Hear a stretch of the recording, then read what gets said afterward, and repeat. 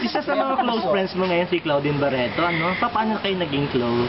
Nag-start lang po yun.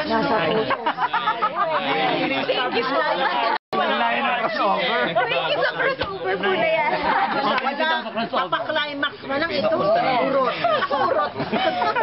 Okay, Claudine. Mamaya ibalik natin Ano yun. po, nag-start po Hirap. movie na Halik sa Hangin.